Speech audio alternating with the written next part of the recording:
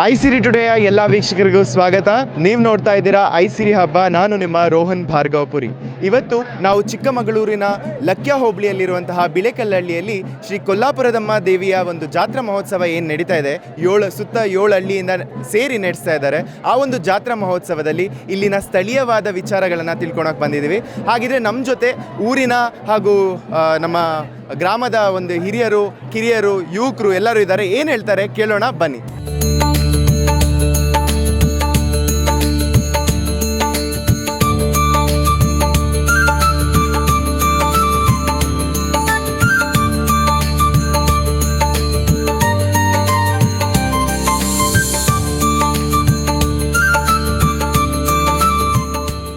ನನ್ನ ಹೆಸರು ಜಯರಾಮ್ ಅಂತೇಳಿ. ಇಲ್ಲಿ ಪ್ರತಿ ವರ್ಷ ಯುಗಾದಿ ಹಬ್ಬ ಆದ 9ನೇ ದಿವಸಕ್ಕೆ ನಮ್ಮೂರಿನ ಶ್ರೀರಾಮನವಮಿ ದಿವಸ ಜಾತ್ರೆ ಆಗುತ್ತೆ. ಈ ವಿಶೇಷತೆ ಏನಂತಂದರೆ, ಪ್ರತಿ ಯುಗಾದಿ ಹಬ್ಬ ಆದ 9ನೇ ದಿವಸಕ್ಕೆ ರಥೋತ್ಸವ ಆಗೋದ್ರಿಂದ ರಥೋತ್ಸವದ 3ನೇ ದಿವಸದಿಂದ ಬಾನ ಅಂತೇಳಿ ಜಾತ್ರೋತ್ಸವದ ಪ್ರಾರಂಭದ ದಿನ ಅದು ಸ್ಟಾರ್ಟ್ ಆಗುತ್ತೆ. ಮೊದಲು ಊರಿನ ಗ್ರಾಮ ದೇವತೆನ ಕೆರೆ, ಐನ್ ಕೆರೆ ಅಂತ ಇದೆ, ಇಲ್ಲಿ ಐತಿಹಾಸಿಕ ಪ್ರಸಿದ್ಧವಾದ ಕೆರೆ ಇದೆ. ಕೆರೆಗೆ ಹೋಗಿ ಗಂಗಾ ಸ್ನಾನ ಅಂತೇಳಿ ಮಾಡಿಸ್ಕೊಂಡು ಬರ್ತಾರೆ. ಅದಾದ ನಂತರ ಮತ್ತೆ ನೆಕ್ಸ್ಟು ಈ ಸುತ್ತ 7 ಹಳ್ಳಿಗಳ ಗ್ರಾಮ ಇದೆ. 7 ಹಳ್ಳಿಗೆ ದೇವ್ರನ್ನ ಉತ್ಸವಕ್ಕೆ ಕರ್ಕೊಂಡು ಹೋಗ್ತಾರೆ. ಉತ್ಸವ ಆದ ತಕ್ಷಣ ಮತ್ತೆ ಬರೋ ದಿನ ಮತ್ತು ರಾತ್ರಿ ಎಲ್ಲ ಮತ್ತೆ ಊರು ತುಂಬ ಉತ್ಸವ ಮಾಡ್ತಾರೆ. ವಿಜೃಂಭಣೆಯಿಂದ ಎಲ್ಲ ನಡೆಯುತ್ತೆ. ನಮ್ಮೂರಿನಲ್ಲಿ ಸುಮಾರು ಒಂದು 6-7 ಜಾತಿ ಕುಲಬಾಂಧವರಿದ್ದಾರೆ. ಎಲ್ಲರೂ ಸರ್ವ ಧರ್ಮ ಸಮಾನ ಭಾವನೆಯಿಂದ ಖುಷಿಯಾಗಿ ಎಲ್ಲ ಪಾಲ್ಗೊಂಡು ಅವರವರಿಗೆ ಒಂದೊಂದು ಸಪ್ರೇಟಾದ ಕೆಲಸನ ವಹಿಸಿರ್ತಾರೆ ಊರಿನ ಗೌಡ್ರುಗಳು. ಎಲ್ಲರೂ ಖುಷಿಯಿಂದ ಮಾಡ್ತಾರೆ. ಅದಾದಮೇಲೆ ಯುಗಾದಿ ಶ್ರೀರಾಮನವಮಿ ಇವತ್ತಿನ ದಿವಸ ಬೆಳಗ್ಗೆ ಗ್ರಾಮ ದೇವತೆ ಊರ ಒಳಗಡೆ ಎಲ್ಲ ಮಡ್ಲಕ್ಕಿಗೆ ಬರುತ್ತೆ. ಗ್ರಾಮದ ಹೆಣ್ಮಕ್ಳುಗಳೆಲ್ಲ ತಾಯಿಗೆ ಮಡ್ಲಕ್ಕಿ ಕೊಟ್ಟು ಮಂಗಳಾರತಿ ಮಾಡಿಸಿ ಎಲ್ಲ ಕಳಿಸ್ಕೊಡ್ತಾರೆ. ಅದಾದ ನಂತರ ಮತ್ತು ರಥೋತ್ಸವ ಕಳಸ ಏರಿಸ್ತಾರೆ. ಕಳಸ ಏರಿಸಾದ್ಮೇಲೆ ವಿಜೃಂಭಣೆಯಿಂದ ರಥೋತ್ಸವ ನಡೆಯುತ್ತೆ. ಅದಾದ ತಕ್ಷಣ ಇದು ಪಾನ್ಕದ ಗಾಡಿ ಅಂತ ವಿಶೇಷತೆ ಅಂದರೆ, ಪಾನ್ಕದ ಗಾಡಿ ಹೊಡಿತಾರೆ. ಗ್ರಾಮದ ಸುತ್ತಮುತ್ತಲಿನ 7 ಹಳ್ಳಿ ಗ್ರಾಮಸ್ಥರುಗಳೆಲ್ಲ ಪಾನ್ಕದ ಗಾಡಿ ತಗೊಂಡು ಬಂದು ದೇವಸ್ಥಾನ ಸುತ್ತಮುತ್ತ ಹೊಡಿತಾರೆ. ಅದಾದ ನಂತರ ಮತ್ತು ಪಾನ್ಕ ಪಲಾರ ಅಂತೇಳಿ ಮಾಡಿರ್ತಾರೆ. ಎಲ್ಲ ಗ್ರಾಮಸ್ಥರುಗಳಿಗೂ ಸುತ್ತ ಗ್ರಾಮಸ್ಥರುಗಳಿಗೆಲ್ಲ ಅದನ್ನು ಹಂಚಿಬಿಟ್ಟು ವಿಜೃಂಭಣೆಯಿಂದ ಇದು ರಥೋತ್ಸವಕ್ಕೆ ತೆರೆ ಎಳೆಯುತ್ತಾರೆ. ನಾವು ಇತ್ತೀಚೆಗೆ ನೋಡ್ತೀವಿ, ಎಲ್ಲರೂ ಕೆಲಸ ಹುಡ್ಕೊಂಡು ಬೆಂಗಳೂರಿಗೆ ಮತ್ತು ಬೇರೆ ಬೇರೆ ನಗರಕ್ಕೆಲ್ಲ ಯುವಕರು ಹೋಗ್ತಾರೆ. ಆದರೆ ಇಲ್ಲಿ ಯುವಕರು ಎಷ್ಟು ಉತ್ಸಾಹದಿಂದ ಇದ್ದಾರೆ ಅಂತ ನಾವು ನೋಡ್ತಾ ಇದ್ದೀವಿ. ಸೊ ಯುವಕರ ಸಂಘಟನೆ ಇಲ್ಲಿ ಹೇಗಿದೆ, ಅವರು ಭಾಗಿತ್ವ ಹೇಗಿದೆ, ಅದ್ರ ಬಗ್ಗೆ ತುಂಬ ಚೆನ್ನಾಗಿದೆ. ಅದೇ ನೀವು ಹೇಳ್ದಂಗೆ ಎಲ್ಲ ಬೆಂಗಳೂರಿಗೆ ಕೆಲಸ ಹರಿಸ್ಕೊಂಡು ಹಳ್ಳಿಗಳಲ್ಲಿ ಸಮಯಕ್ಕೆ ಸರಿಯಾಗಿ ಮಳೆ ಆಗಲ್ಲ, ಬೆಳೆ ಆಗಲ್ಲ. ಆ ಉದ್ದೇಶಕ್ಕೋಸ್ಕರ ಕೆಲಸ ಇವಾಗೆಲ್ಲ ಗೊತ್ತಲ್ಲ, ಯೂತ್ಸ್ ಎಲ್ಲ ಸ್ವಲ್ಪ ಕೆಲಸ ಹರಿಸ್ಕೊಂಡು ಬೆಂಗಳೂರು ಕಡೆ ಹೋಗ್ತಾರೆ. ಬಟ್ ಈ ಥರ ಒಂದು ನಮ್ಮ ಗ್ರಾಮೀಣ ಸೊಗಡಿನ ಹಬ್ಬಗಳು ಹರಿದಿನಗಳಿಂದ ನಮ್ಮದೊಂದು ಸಂಸ್ಕೃತಿನ ಉಳಿಸ್ಕೊಂಡು ಬೆಳೆಸ್ಕೊಂಡು ಹೋಗ್ತಾ ಇದ್ದಾರೆ. ಈ ಒಂದು ಶುಭ ಸಮಾರಂಭಕ್ಕೆ ಎಲ್ಲರೂ ಒಗ್ಗಟ್ಟಾಗಿ ಏನೇ ಕೆಲಸ ಇರಲಿ, ರಜಾ ಅವ್ರವ್ರ ಯಾವುದೇ ಜಾಬಲ್ಲಿರಲಿ ಕೆಲಸ ರಜಾ ಹಾಕ್ಕೊಂಡು ಬರ್ತಾರೆ ಖುಷಿಯಾಗಿ. ಈಗ ನೋಡಿದ್ದೀರಾ, ನೀವು ಎಲ್ಲ ನೋಡಿದ್ದೀರಾ, ಎಲ್ಲ ಮತ ಬಾಂಧವಗಳು ಸೇರ್ಕೊಂಡು ಹೂವಿನ ಹಾರ ತಗೊಂಡು ಬರೋದು, ತಾಯಿಗೆ ಅರ್ಪಿಸೋದು ಎಲ್ಲ ಒಗ್ಗಟ್ಟಾಗಿ ಮಾಡ್ತಾರೆ. ಖುಷಿ ಅನಿಸುತ್ತೆ, ಒಂಥರ ಹೆಮ್ಮೆ.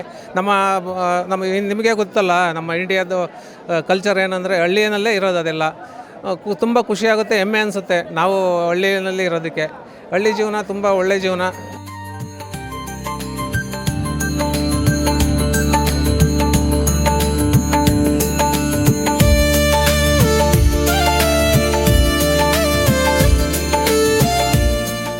ಜಾತ್ರೆ ಆದ ಮಾರನೇ ದಿನ ಕೆಂಚರಾಯನ ಸೇವೆ ಅಂತ ಇರುತ್ತೆ.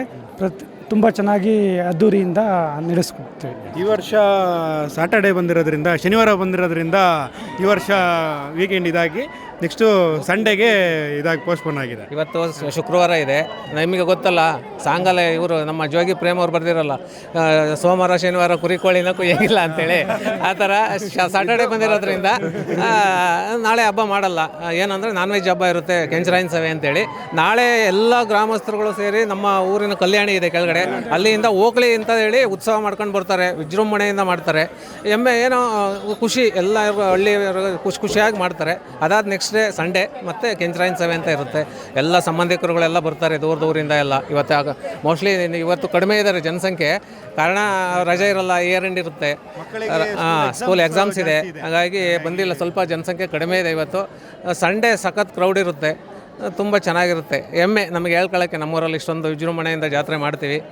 ಎಲ್ಲರೂ ಸೇರ್ತಾರೆ, ಖುಷಿಯಾಗಿ ಮಾಡ್ತಾರೆ. ಇವತ್ತಿನ ಊರಿನ ಹುಡುಗರೇ ನಾಟಕ ಕಲಿತು ಅವ್ರ ಸ್ವಂತ ಅಮೌಂಟ್ ಹಾಕ್ಕೊಂಡು ಅವರೇ ಯಾವುದೇ ಇಲ್ಲದೆ ಅವ್ರದ್ದೇ ಖರ್ಚೆಲ್ಲ ಅವರೇ ಮಾಡ್ಕೊಂಡು ನಾಟಕ ಆಡ್ತಿದ್ದಾರೆ.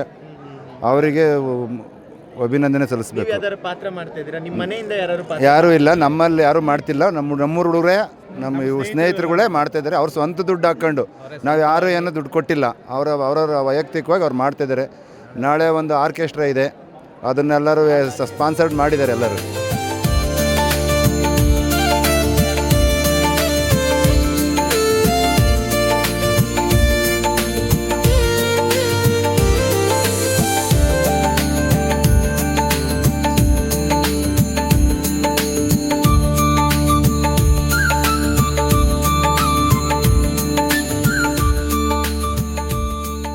ಇವತ್ತೇನು ಈ ಬಿಳೆಕಳ್ಳಿ ಜಾತ್ರೋತ್ಸವದಲ್ಲಿ ನಮಗೆ ತುಂಬ ಖುಷಿಯಾಗುತ್ತೆ. ಇವತ್ತು ಹಳೆ ಸಂಪ್ರದಾಯಗಳು ಇಂದು ಸಹ ಮುಂದುವರಿತಾ ಇದ್ದಾವೆ. ಯಾಕೆಂದರೆ ಇಷ್ಟೊಂದು ಎತ್ತಿನ ಗಾಡಿಗಳಿಗೆ ನೋಡಲಿಕ್ಕೆ ಸಿಗಲಿಕ್ಕೆ ತುಂಬ ಕಷ್ಟ. ಇವತ್ತೇನು ಈ ಊರಿನಲ್ಲಿ ಶ್ರದ್ಧಾ ಭಕ್ತಿಯಿಂದ ಒಂದು ರಥೋತ್ಸವನ ಮಾಡ್ತಾರೆ. ಎಲ್ಲರಿಗೂ ಇವತ್ತೇನು ಸುತ್ತಮುತ್ತ ಇರೋ ಗ್ರಾಮಸ್ಥರಿಗಿರ್ಬೋದು ಪ್ರತಿಯೊಬ್ಬರಿಗೂ ಒಳ್ಳೆಯದಾಗಲಿ ಅಂತೇಳಿ ಈ ತಾಯಿ ಹತ್ರ ನಾವೆಲ್ಲರೂ ಸಹ ಪ್ರಾರ್ಥನೆ ಮಾಡೋಣ. ಎಲ್ಲರಿಗೂ ಒಳ್ಳೆಯದಾಗಲಿ. ಎತ್ತಿನ ಗಾಡಿ ಅನುಭವ ನಮಗೆ, ಯಾಕೆಂದ್ರೆ ನಾವು ಸಣ್ಣ ಹುಡುಗರೆಲ್ಲ ಸ್ವಲ್ಪ ಅವಾಗೆಲ್ಲ ಎತ್ತಿನ ಗಾಡಿ ಓಡಿಸ್ತಾ ಇದ್ವಿ.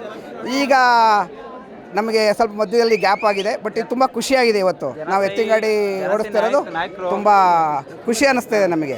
ಸಣ್ಣ ವಯಸ್ಸಿಂದಲೂ ನೋಡ್ಕೊಂಡು ಬರ್ತಿದ್ದೀವಿ. ಇದರಿಂದ ನಮಗೆ ತುಂಬ ಖುಷಿ ಇದೆ.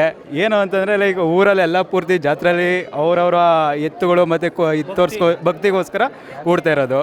ಹಂಗಾಗಿ ಆಮೇಲೆ ಇವ್ರು ನಮ್ಮ ತಂದೆಯವರು ಗುಡಿಗೆ ಹೊರಟ್ರು. ಸೊ ಹಂಗಾಗಿ ಕಂಟಿನ್ಯೂ ಮಾಡ್ಕೊಂಡು ಹೋಗ್ತಾ ಇದ್ದೀವಿ. ನಮ್ಮದು ಜಾತ್ರೆ ಯಾವ ಥರ ನಡೆಯುತ್ತೆ ಅಂದರೆ ಯುಗಾದಿಯಿಂದ 9 ದಿನಕ್ಕೆ ಸ್ಟಾರ್ಟ್ ಆಗುತ್ತೆ.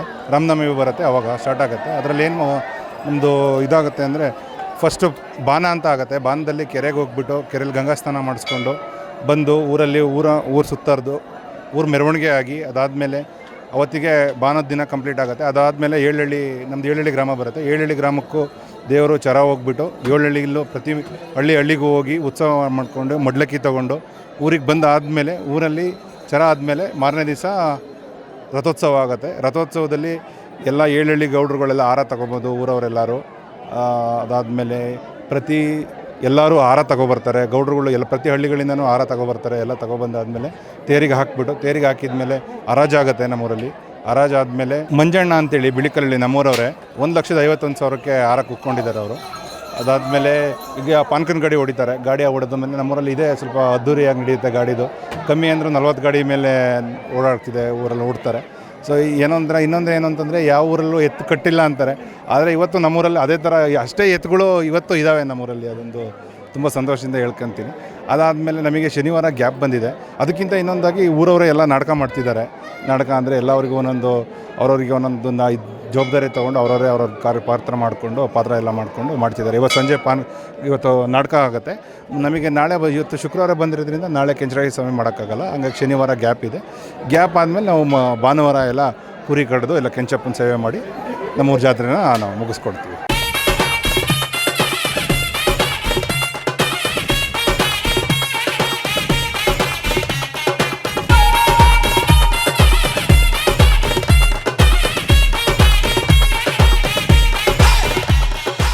ನಮ್ಮ ಟೈಮಲ್ಲಿ ಸುಮಾರಕ್ಕೆ ಮಾಡೋರು ಈಗ ಜೋರ ಮಾಡ್ತಾರೆ. ಹುಡ್ಲೆಲ್ಲ ಸೇರಿ ಚೆನ್ನಾಗಿ ಮಾಡ್ತಾರೆ. ಏನು ಹೇಳ್ತೀರಾ ಎಲ್ಲ ಊರವ್ರಿಗೆ? ಮತ್ತೆ ಊರಲ್ಲೆಲ್ಲ ಒಳ್ಳೆ ಜನ ಉಲ್ಲಾಸದಿಂದ ಮಾಡ್ತಾರೆ, ಚೆನ್ನಾಗಿದ್ದಾರೆ. ನಮ್ಮ ಕಾಲದಲ್ಲಿ ಸುಮಾರಕ್ಕೆ ಮಾಡ್ತಿದ್ದು, ಈಗ ಸ್ಟ್ಯಾಂಡರ್ಡೇ ಜೋರ ಮಾಡ್ತಾರೆ. ಮನೇಲಿ ತುಂಬ ತಯಾರಿದ್ದು, ಮನೆ ಎಲ್ಲ ಸಾರಿಸ್ಕೊಂಡು ಬಣ್ಣ ಹೊಡ್ಕೊಂಡು ಮನೆಯಲ್ಲಿ ಸಾಮಾನು ತಂದು ಎತ್ತುಗಳು ಸ್ನಾನ ಮಾಡಿಸಿ, ಆಮೇಲೆ ಇದು ಗಾಡಿಗೆಲ್ಲ ಪೇಂಟ್ ಮಾಡಿ ಹಬ್ಬ ಮಾಡಿದ್ವಿ. ಜಾತ್ರೆ ಎಲ್ಲ ಮಾಡಿದ್ವಿ. ತೇರು ರಥೋತ್ಸವ, ಆಮೇಲೆ ದೇವ್ರ ಉತ್ಸವ ಬಂದ್ವಿ, ಎಲ್ಲ ಮಾಡಿದ್ವಿ. ನಾನು ಮೊದಲನೇ ದೇವಿ ಮಹಾತ್ಮೆ ನಾಟಕ ಶುರು ಮಾಡಿದಾಗ ಸ್ಟಾರ್ಟಿಂಗಿಂದ ದೇವೇಂದ್ರ ಪಾತ್ರ ಮಾಡ್ಕೊಂಬಂದಿದ್ದು. ಈ ವರ್ಷ ಚೇಂಜ್ ಮಾಡಿದ್ರೆ ಈ ವರ್ಷ ವಿಷ್ಣು ಪಾತ್ರ ಮಾಡ್ತಾಯಿದ್ದೀವಿ. ದೇವಿ ಮಹಾತ್ಮೆ ನಾಟಕದಲ್ಲಿ ವಿಷ್ಣು ಪಾತ್ರ ಮಾಡ್ತಾಯಿದ್ದೀವಿ. ನಾವು ಪ್ರತಿ ಹೆಚ್ಚು ಕಡಿಮೆ 1 ತಿಂಗಳಿಂದ ತಯಾರಿ ನಡೆಸ್ಕೊಳ್ತಾ ಇರ್ತೀವಿ. ಪ್ರತಿ ರಾತ್ರಿ ನಾವು 7 ಗಂಟೆಗೆ ಶುರು ಮಾಡಿದ್ರೆ ಪ್ರತಿ ರಾತ್ರಿ 12ರಿಂದ 1 ಗಂಟೆವರೆಗೂ ಪ್ರಾಕ್ಟೀಸ್ ಇರುತ್ತೆ.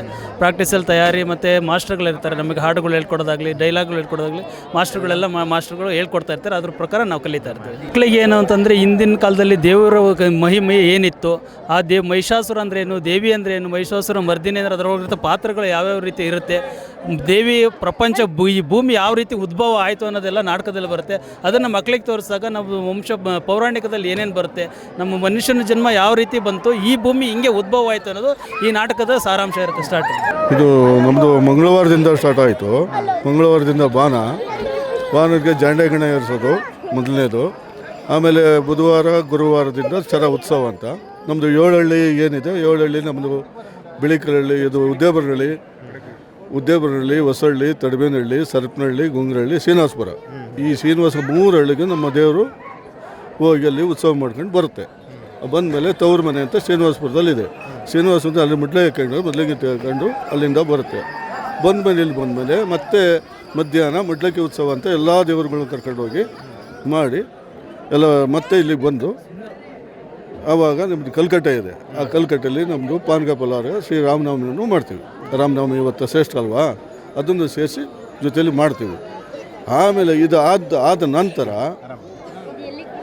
ಈ ಹರಾಜು ಇದೆಯಲ್ಲ, ಹರಾಜಿಲ್ಲ, ಈ ಹಾರಗಳಿದ್ದಾವೆ. ಎಲ್ಲ ಜಾತಿಗಳಲ್ಲೂ ಸೇರಿ ಅವರು ಹಾರ ತರ್ತಾರೆ. ಹಾರಗಳನ್ನ ಈ ಬಾರಿ ನಾವು ಏನು ಮಾಡೋದು, ಮೊದಲೆಲ್ಲ ಸ್ವಲ್ಪ ಗೊಂದಲ ಆಯಿತು. ಆ ಗೊಂದಲ ಆಗೋದಕ್ಕಿಂತ ಮುಂಚೆ ನಾವೆಲ್ಲ ಚೀಟಿ ಹಾಕ್ಬಿಟ್ಟು ಯಾರ್ದು ಫಸ್ಟ್ ಬರುತ್ತೆ ಅವರ ಮುಂದೆ ಹಿಂದೆ ಆ ಥರ ಪೂರ್ವ ಪಶ್ಚಿಮ ದಕ್ಷಿಣ ಉತ್ತರ ಈ ಥರ ಕಟ್ಟಕ್ಕೊಂದು ವ್ಯವಸ್ಥೆ ಮಾಡಿದ್ರು. ಆ ಥರ ಇದನ್ನು ನೀವು ನೋಡಿರಲ್ಲ, ಆ ಥರ ಒಂದು ವ್ಯವಸ್ಥೆ ಆಯಿತು. ಅದರ ನಂತರ ರಥ ಎಳೆಯೋದು,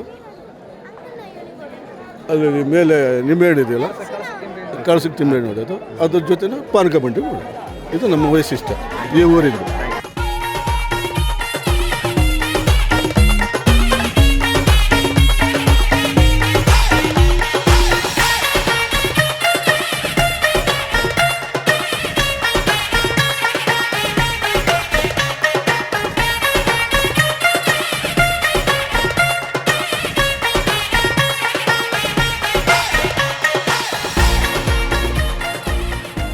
ಶ್ರೀ ಕೊಲ್ಲಾಪುರೇಶ್ವರಿ ಜಾತ್ರಾ ಮಹೋತ್ಸವ ನಮ್ಮೂರಲ್ಲಿ ಅದ್ದೂರಿಯಾಗಿ ವಿಜೃಂಭಣೆಯಿಂದ ನಡೀತಾ ಇದೆ. ನಮ್ಮೂರ ಜಾತ್ರೆ ವಿಶೇಷತೆ ಏನಂದರೆ ಯಾವುದೇ ರೀತಿಯ ರಾಜಕೀಯ ಇದಿಲ್ಲ ನಮ್ಮೂರಲ್ಲಿ. ಎಲ್ಲ ಜಾತಿ ವರ್ಗ ಸಮುದಾಯ ಎಲ್ಲರೂ ಒಟ್ಟಿಗೆ ಸೇರಿ ವಿಜೃಂಭಣೆಯಿಂದ ಜಾತ್ರೆಯನ್ನು ನಡೆಸ್ಕೊಡ್ತಾ ಇದ್ದೀವಿ. ಶ್ರೀ ಪಾಂಡುರಂಗಪ್ಪರು ಊರಿನ ಮುಖಂಡರು ಅವರ ಇದರಲ್ಲಿ ನಮ್ಮೂರ ಜಾತ್ರೆಯಲ್ಲಿ ಚೆನ್ನಾಗಿ ನಡೀತಾ ಇದೆ. ಇದು ನಾವು ಪಾರಂಪರಿಕವಾಗಿ ನಡ್ಕೊಂಡು ಬಂದಿರೋಂಥ ಒಂದು ರಥೋತ್ಸವ. ಇಲ್ಲಿ ಎಲ್ಲರೂ ಉತ್ಸಾಹದಿಂದ ನಾವು ಭಾಗವಹಿಸಿದ್ದೀವಿ. ಹಾಗೆಯೇ ಪ್ರತಿ ವರ್ಷವೂ ಕೂಡ ಇಷ್ಟೇ ವಿಜೃಂಭಣೆಯಿಂದ ನಾವು ಆಚರಿಸ್ತೀವಿ ಕೊಲ್ಲಾಪುರ. ಇಲ್ಲಿ ವಿಶೇಷವಾಗಿ ನೋಡೋದಾದರೆ ನಾವು ರಥೋತ್ಸವ ಕಾರ್ಯಕ್ರಮ ಇರುತ್ತೆ, ಅದ್ರ ಜೊತೆಗೆ ನಾಟಕ ಕಾರ್ಯಕ್ರಮನ ಇಟ್ಕೊಂಡಿದ್ದಾರೆ, ಅದ್ರ ಜೊತೆಗೆ ಪಾನಕದ ಗಾಡಿ ಕಾರ್ಯಕ್ರಮ ಇದೆ. ಹೀಗೆ ಹಲವಾರು ವಿವಿಧ ಕಾರ್ಯಕ್ರಮಗಳು 3 ದಿನದಿಂದ ಮುಂಚಿತವಾಗಿಂದಲೂ ನಡ್ಕೊಂಡು ಬಂದಿರುತ್ತೆ. ಬೆಂಗಳೂರಿಂದ ಬಂದಿದ್ದೀನಿ. ನಿನ್ನ ಹೆಸರೇನು? ವಿಧಾಂತ್. ಹೌದಾ? ಇಲ್ಲಿ ಯಾರ ಮನೆಗೆ ಬಂದಿದ್ಯಾ? ಸುರೇಶ್ ತಾತನ ಮನೆಗೆ ಬಂದಿದೆ. ಜಾತ್ರೆ ನೋಡ್ದ? ಏನೇನೆಲ್ಲ ಇಷ್ಟ ಆಯ್ತು? ಏನೇನೆಲ್ಲ ಮಾಡಿದ್ರು? ಇಲ್ಲಿ ತೇರ್ ಎಳೆಯೋದು ಇಷ್ಟ ಆಯ್ತು, ಗಾಡಿ ಹೊಡೆಯೋದು ಇಷ್ಟ ಆಯ್ತು, ಹಾರ ತಂದಿದ್ದು ಇಷ್ಟ ಆಯ್ತಾ? ಎಕ್ಸಾಮ್ಸ್ ಎಲ್ಲ ಮುಗಿತಾ? ಫುಲ್ ಸಮ್ಮರ್ ಹಾಲಿಡೇಸ್ ಇಲ್ಲಿಗ ಇಲ್ಲೇ ಇರ್ತೀಯಾ?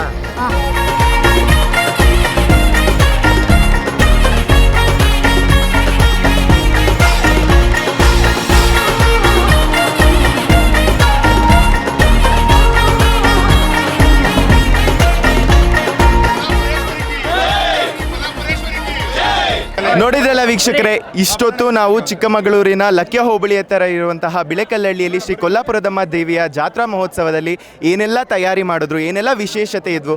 ನಾವೆಲ್ಲ ಊರಲ್ಲೂ ಜಾತ್ರೆಗಳನ್ನು, ಅಲ್ಲಿನ ದೇವಸ್ಥಾನದ ಉತ್ಸವಗಳನ್ನು ನೋಡ್ತೀವಿ. ಅದೇ ಒಂದೊಂದು ಹಳ್ಳಿಗೂ ತನ್ನದೇ ಆದ ಒಂದು ಮಹತ್ವವಾದ ಒಂದು ಜಾನಪದ ಕಲೆ ಇದೆ, ಜಾನಪದ ವಿಚಾರಗಳಿದೆ, ಅಲ್ಲಲ್ಲಿ ಹಿರಿಯರಿಗೆ ಗೊತ್ತಿರುವಂಥ ಒಂದು ನಂಬಿಕೆ ಇದೆ. ಆ ನಂಬಿಕೆಯನ್ನು ಗೌರವಿಸುತ್ತಾ ನಮ್ಮ ಐಸಿರಿ ಹಬ್ಬದಲ್ಲಿ ಏನು ನಾವು ಈ ಒಂದು ಜಾತ್ರಾ ಮಾಸದಲ್ಲಿ ನಾವು ತರ್ತಾ ಇದ್ದೀವಿ, ಒಂದೊಂದು ಹಳ್ಳಿಗಳಲ್ಲೂ ನಾವು ಒಂದೊಂದು ಸಂಚಿಕೆಗಳನ್ನು ತರ್ತಾ ಇದ್ದೀವಿ. ಹೀಗೆ ನೋಡ್ತಾ ಇರಿ, ಪ್ರೋತ್ಸಾಹಿಸ್ತಾ ಇರಿ, ಬೆಂಬಲಿಸ್ತಾ ಇರಿ. ಐಸಿರಿ ಟುಡೇ ಸ್ಥಳೀಯ ಸುದ್ದಿಗಳಿಗಾಗಿ ಸಬ್ಸ್ಕ್ರೈಬ್ ಮಾಡಿ, ಸಪೋರ್ಟ್ ಮಾಡಿ. ಧನ್ಯವಾದಗಳು.